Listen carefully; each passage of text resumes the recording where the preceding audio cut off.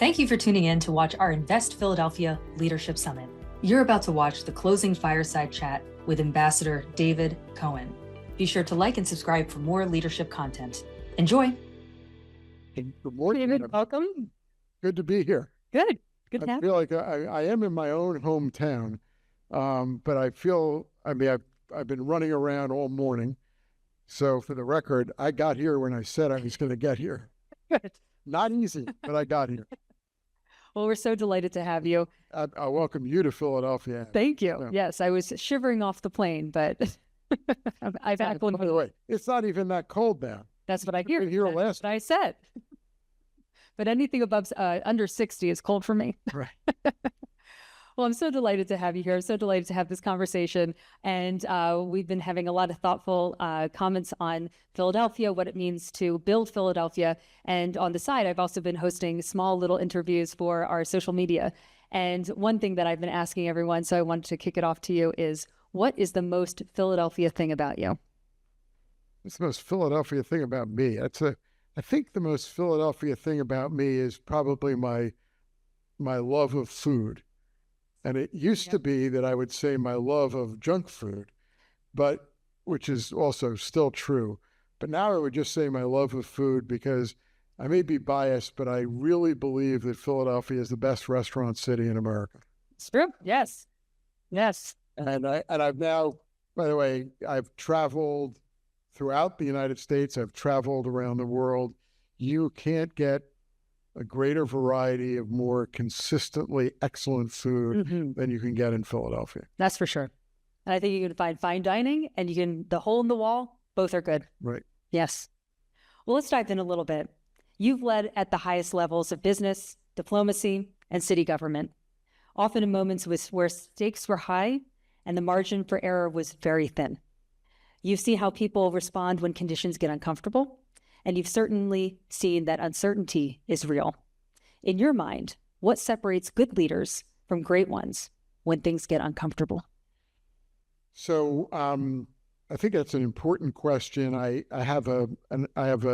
answer it, but I'm going to give what I really think is the framing answer, which is I think the best leaders behave the same regardless of the circumstances in which they're in. They don't wait until they're in an uncomfortable or a challenging or a very difficult situation to exercise leadership. They are exercising the same kind of calm, steady leadership no matter what the conditions are. But there's no doubt that in crisis times, when things are really difficult, when there's a lot of discomfort in the room, a lot of conflict in the room, it calls, I think, for taking a step back and a step up and trying to portray calm and care and empathy and listening, which I think is one of the most underestimated leadership attributes out there. And that the tougher the situation, the more important it is to exercise those skills and those attributes in bringing rationality to the conversation. Is there a person that comes to mind over your career that embodied that in a certain way? So I've had the fortune to work with a lot of great leaders and to observe a lot of great leaders. Of the people who I've worked directly with, the person who I think was absolute best at that and who sort of taught me the importance of what I just said, maybe not explicitly, but through his own the way in which he conducted his own business, is Brian Roberts, the chairman and CEO of Comcast. There's no more important or accomplished CEO or business leader in the country, but there's no calmer and more calmer business leader. There's no business leader who is more open to listening and hearing and incorporating opinion. And I can be a little impatient at times. Sure. But he may be impatient, but he never shows it. As U.S. Ambassador to Canada, you spent years engaging with foreign leaders, business executives, and policymakers who work closely with American companies every day. You saw firsthand how the U.S. is viewed from the outside, especially at a moment of trade and trade tension and geopolitical change. What do foreign leaders get right about American business? And oppositely, what do they get wrong? So I think what foreign leaders get right about American business leaders, and I can expand it, government leaders as well, is the care with which they approach their jobs, the I say this not in a way that sounds arrogant, but the scale under which they operate, which is really different in the United States than most countries, or most companies in the United States bring a larger scale and therefore a larger impact to their decision making that is typically present in other countries around the world. And the benefits of that scale are a secret sauce for American businesses conducting business abroad.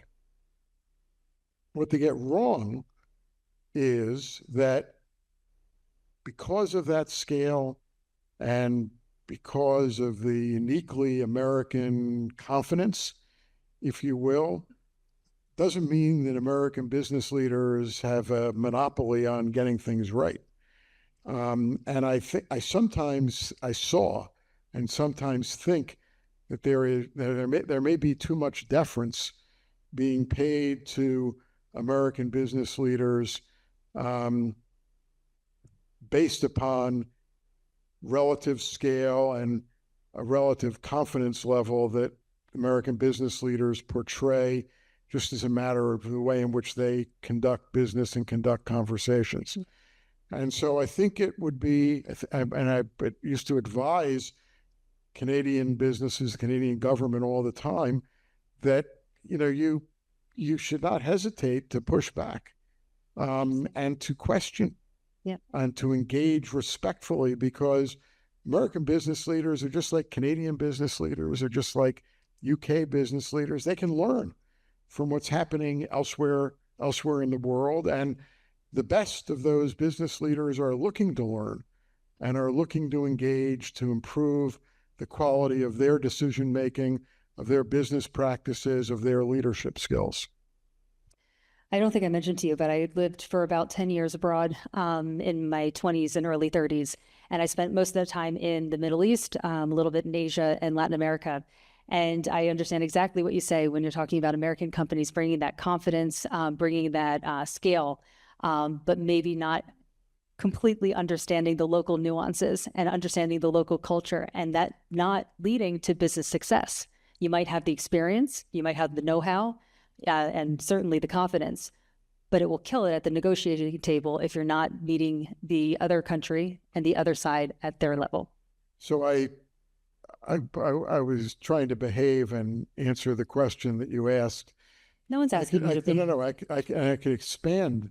I could expand that, but I think it's because it's related to the question. But I do think there is a certain arrogance of approach of Americans, including American business leaders, which can be irritating to businesses and colleagues abroad, can cause a real disconnect in government to government conversations. I hope no one ever said that about me, because I'm very conscious about it. But just because we're American does not mean that we know everything. Sure. And I was a big believer as the United States ambassador to Canada, and when I talk about leadership attributes and important leadership attributes, I always lead with listening. And sometimes people have said to me, well, I'm not sure that's maybe counterintuitive for a great business leader.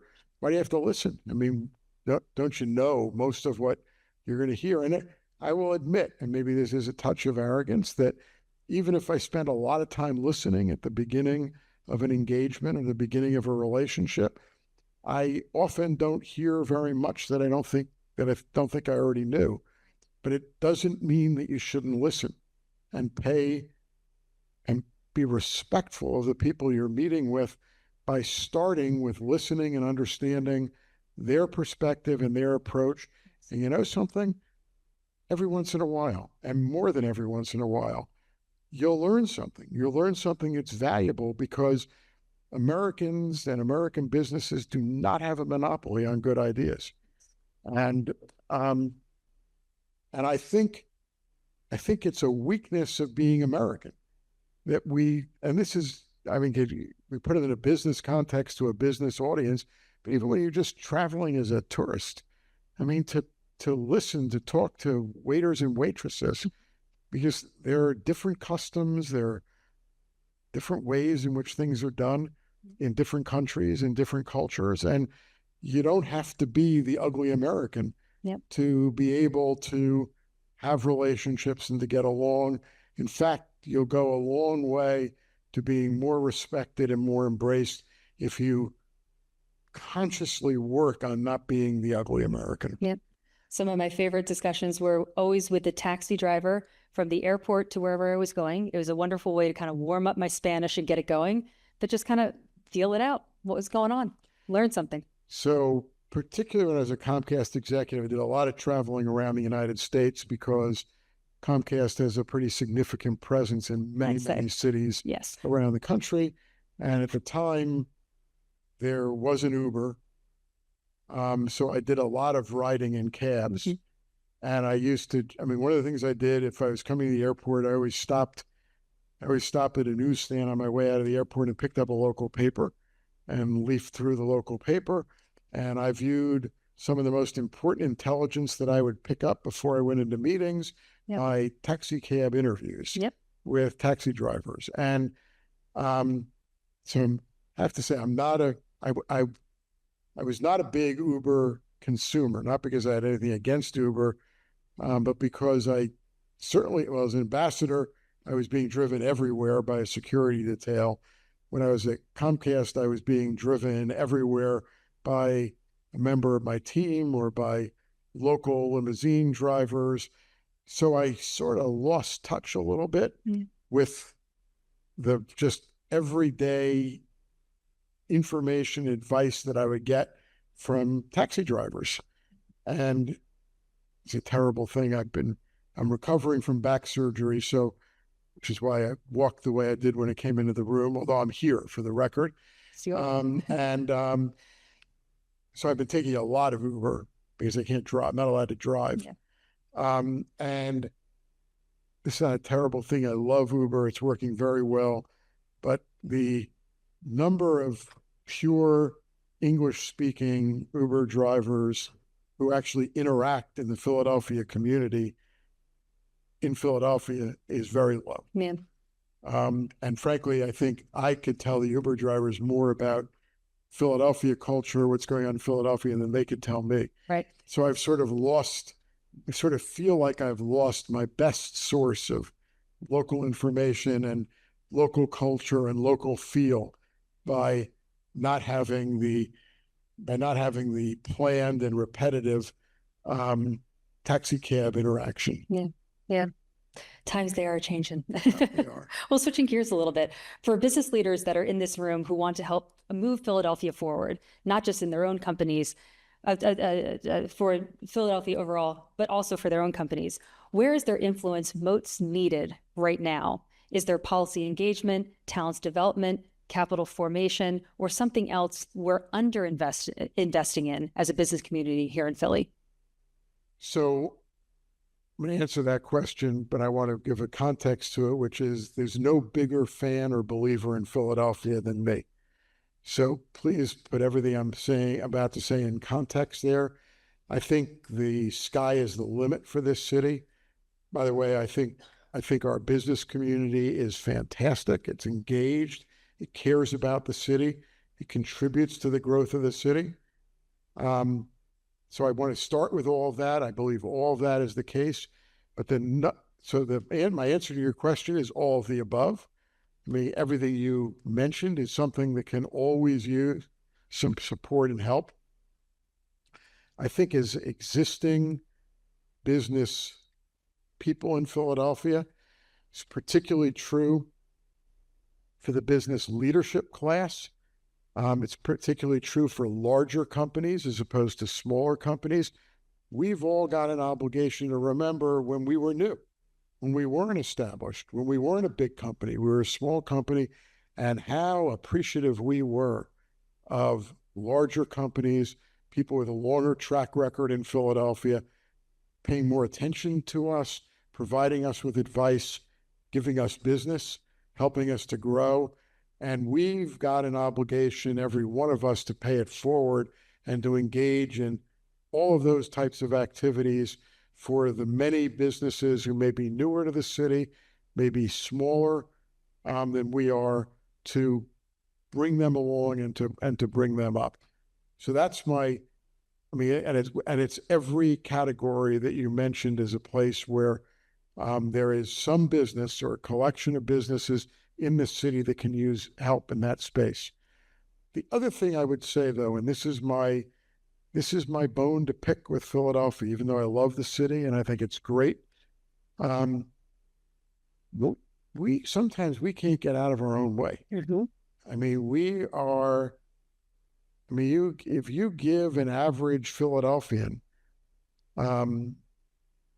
the opportunity to lead change or to ruffle some feathers or to as part of leading change or making things better, the average Philadelphian will do everything possible to avoid that. We're a little bit locked in our past. And it's a good past. And we've gotten very far based on that, but I see so many boards and executives and companies, our nonprofit institutions in this city who are incredibly important to the future of the city, more important on average in Philadelphia than in most major cities in America. But we're all captured by the past. There's not enough willingness to take a chance and to do something different and to break the mold because, I don't know why, because out of fear that we won't be embraced and respected. Some people have said to me it's the Quaker roots, that we're just too polite and we're not going to break any glass here in Philadelphia. That is, and I'm not saying everyone does this. There are plenty of people who are leading change, they're willing to break glass and are willing to innovate. But I think we could use more of that in Philadelphia to fully tap the talent and the leadership potential that exists in this community. Absolutely. Looking at government, many CEOs in this room interact with local government, but few have experienced it from the inside. From City Hall to Washington to representing the United States abroad, you've been in the rooms where decisions are actually taking shape, not just where they're announced. What's one thing that business leaders misunderstand about how governments actually get made? So it's hard to limit it to one thing, but I will say this, I think it's interesting that one of my secret sauces as a business leader is the intimate knowledge and familiarity of politics and government that I bring to the table. People comment on it, other people in the business community, people in politics and government comment on it all the time, that it's, quote unquote, it's such a pleasure to deal with me because I understand where government's coming from and the constraints that they have to deal with. Mm-hmm. So all that said, I'll say, I think the number one issue that businesses and business leaders don't fully appreciate about government officials and don't seem to understand about government officials is that, with a few exceptions, but that government officials, politicians, generally speaking, are just as smart as business leaders. They have a job. They know their job as well as you know your job. They may not know your job as well as you know your job, but that's not their job to know your job as well as you know your job. But they know their job just as much as you know your job. And there is a bit of I've heard this, that, well, that person could never make it in business, or, that person is in government because they tried the private sector and weren't successful, and is looking down on people in government. Yeah. That is a huge mistake. It's a huge mistake for getting anything done, because it couldn't be anything more insulting and disrespectful than that. But it's a huge mistake because, generally speaking, it isn't true. Generally speaking, it is not true.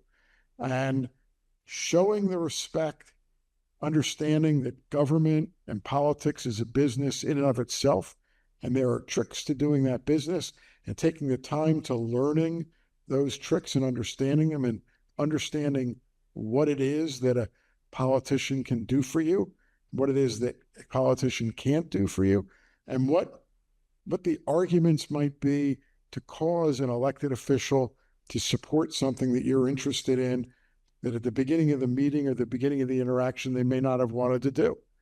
And that requires taking into account the realities that government official has to deal with.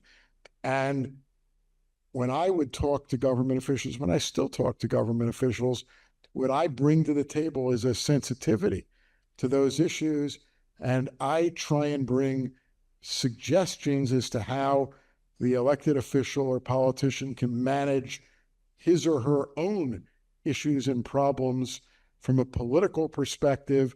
I do much more than this is the right thing to do for the following reasons, because that might not be enough to enable an elected official or a politician to get over his or her political problems that would prevent him or her from supporting that particular conduct or activity. Excellent. Well, we have a couple minutes left. I'd like to ask the audience if anyone has a question for David. Great. So first, I'm going to speak there. I can't see anyone. So please. Got it. Thank you. That's what I wanted. PAFA. So PAFA is like a great example. I mean, you have PAFA, the Art Museum, just in the arts and culture space. You've got at the University of Pennsylvania. It's the country's oldest university. You've got Pennsylvania Hospital, part of the Penn Medicine, Penn Health System, first hospital in the United States. These are good things. PAFA became what PAFA is because of an enormous historical assets, but enormous talent. But being PAFA today is just different than being PAFA 100 years ago. It requires different approaches, different skill sets. In part, it requires a recognition that your audience is an audience that wants to see and consume art, or see and consume arts education. People are doing that through so many different vehicles today and this is, I'm using PAFA because the question is coming from PAFA. A lot of PAFA thought has come and needs to come. How do we meet our customers and prospective customers and consumers where they want to be met? Can't just be the historical galleries and exhibitions. You've got to use digital technology. You've got to figure out how to get people in there. So I'm by the way, I'm a PAFA fan, although you've had plenty of leadership challenges over the past 5 years or so. So I'm really proud of what PAFA and the Art Museum have done with I'll call it the Middleton collection. Because one of the problems we have in Philadelphia and other cities is the inability of some of our organizations to work well together. Everyone thinks they've got the secret sauce for how to be successful. And the collaboration between PAFA and Penn, the Middleton Foundation, and John and Lee Middleton to combine PAFA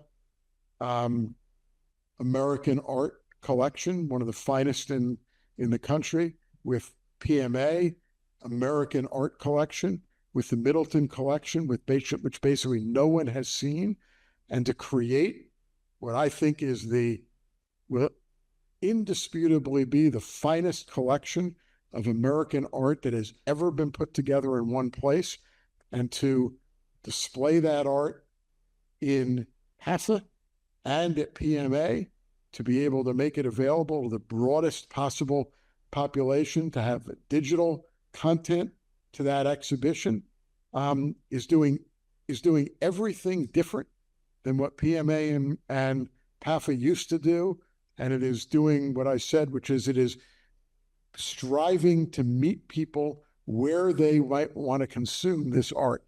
So PAFA, in my view, that's a great example of a very old institution which is breaking the mold and try to do some things different to achieve its mission, which fundamental mission is to bring art to the public more than the Philadelphia public. So I applaud PAFA and PMA for having the flexibility and the vision to combine, collaborate, work with a private collector like the Middleton family to be able to do something, a little bit of a commercial. If you haven't heard about this, you will hear about it.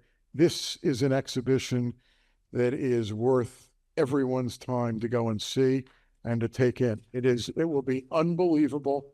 And no one else in the country will have the opportunity to do this to the extent that Philadelphia is going to do it. Yes. Kudos, team. We can take one more question from the audience. Yes, right here. Jeff.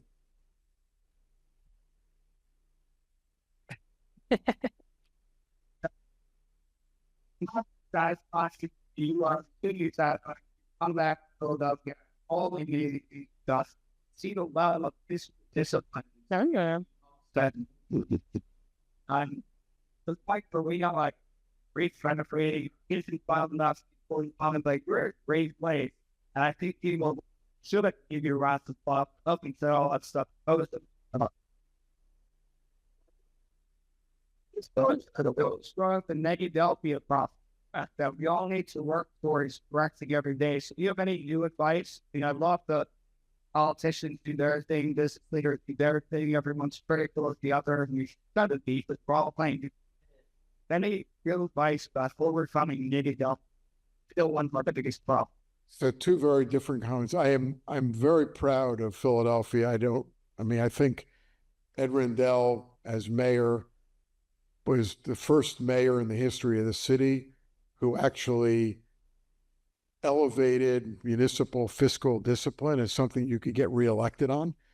The classic view is you get reelected by spending more money, whether you have the money or not.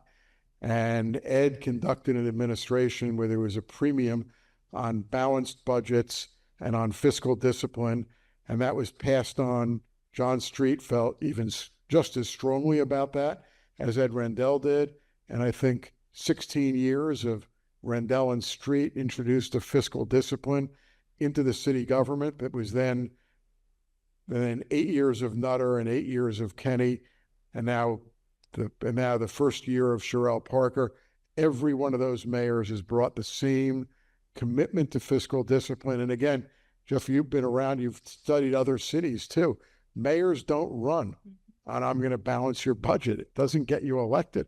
And they don't run on Philadelphia is going to be we're going to live within our means and we're going to practice fiscal discipline. We've made that an election test for our mayors, and it's worked, and I am very proud of that, and I'm proud of the role that Ed played in starting that and in weaving that in to the political fabric of Philadelphia. So Negadelphia, I'm going to push back on you a little bit. We got too much Negadelphia, but I have to tell you, being away for 4+ years and coming back, there's a Philadelphia pride, and part of it's feeding into the semi-quincentennial and the role that Philadelphia is going to play in celebrating the 250th birthday of our country. I've heard some nagging criticism that we haven't gotten our act together, that there's no one person in charge of the 250th for Philadelphia. Not sure that's a bad thing. by the way, I think a year from now, people in Philadelphia are going to be unbelievably proud of how Philadelphia showed itself off for the 250th birthday of our country. We may not have one integrated plan where everything is woven together, but it may not be possible to do that. We've got a collection of activities that is going to be unbelievable, unsurpassed anywhere in the country. And I've heard a lot of pride of Philadelphians as we approach this year in what it is that's coming, whether it's World Cup or the PGA Golf Tour or Major League Baseball All-Star or NCAA basketball or the launch of a WNBA team in 2030. I'm going to be a big women's sports fan because it's part of my commitment to gender equity. And for those of you who did not experience the Unrivaled visit to Philadelphia, for those of you who don't even know what Unrivaled is, you missed something and you're missing something. Unrivaled is the off-season professional women's basketball league designed to provide supplementary income to the women who play in the WNBA and to create a sport during the off-season of basketball. It's been unbelievably successful, headquartered in Miami. And in fact, all their games were played in Miami and in South Florida. They announced a year ago that that it had been so successful. These are virtually every great woman basketball player in the WNBA. I say virtually every because Caitlin Clark does not play in the Unrivaled League. And if you have a women's professional basketball league that doesn't include Caitlin Clark, you can't say that it's got all the great women professional players. But they do have everyone else. And eventually Caitlin will play. But in any event, Unrivaled announced that they were going to take Unrivaled on tour. And a group of women in Philadelphia, Ashley Lunken, most of you probably never heard of, Ashley Lunkenheimer, Mayor Parker, Alex Sykes and Wanda Sykes. You probably heard of Wanda. May not have heard of anyone else. They went to the mayor, they went to me, and they said, we should go after Unrivaled. We hear they want to do this. And they led this charge, went to Unrivaled, and a month ago, Philadelphia was the first and this year only host city for the Unrivaled Tour. So we had virtually all of the best professional basketball players in WNBA came to Philadelphia. My favorite part of the trip was on Friday. They conducted a clinic at the Sixth Man Clinic, which is the youth basketball organization built off of the Arthur Ashe tennis model.